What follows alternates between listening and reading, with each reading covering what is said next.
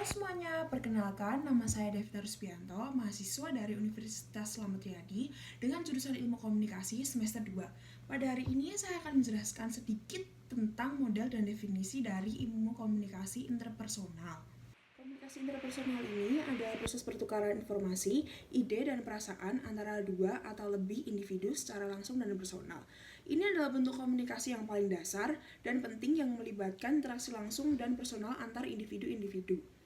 Yang kedua adalah elemen komunikasi interpersonal. Elemen komunikasi interpersonal ini ada 7. Dan 7-7-nya itu penting. Yang pertama adalah pengirim atau sender. Pengirim ini adalah individu yang memulai komunikasi dengan mengirimkan pesan. Dan karena ada pengirim, tentu saja ada penerima atau receiver. Receiver ini adalah individu yang menerima dan menafsirkan pesan dari pengirim.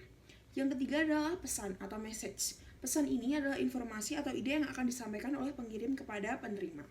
Yang keempat adalah saluran atau channel.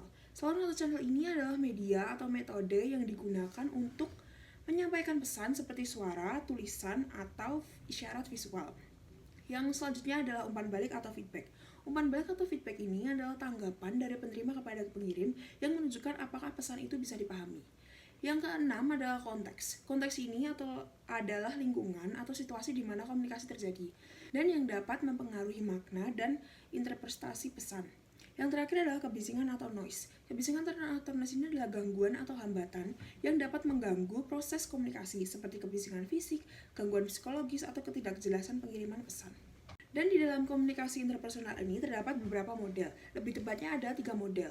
Di model yang pertama ada model linear. Model linear ini adalah salah satu model dasar yang menggambarkan proses komunikasi satu arah dari pengirim ke penerima. Model ini menekankan pada transmisi pesan tanpa mengakui umpan balik atau interaksi dua arah. Contohnya bisa dilihat di gambar nomor 1.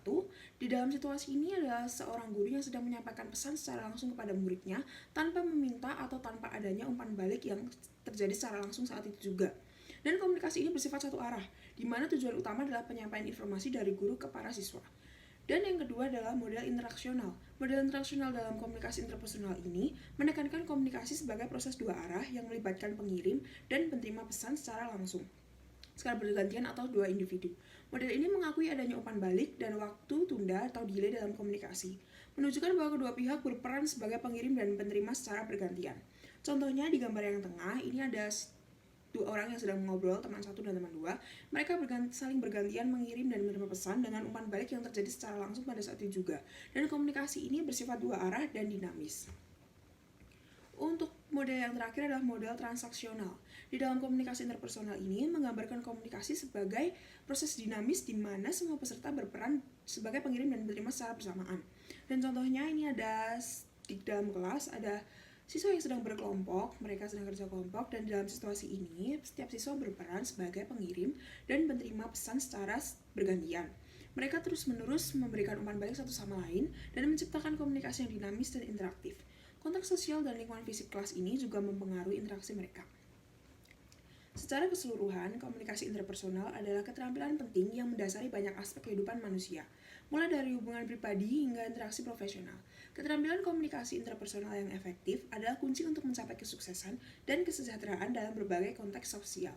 Terima kasih, sekian penjelasan singkat dari saya, semoga bisa dimengerti. Maaf jika terdapat berbagai salah kata atau penyebutan yang kurang jelas. Bye-bye!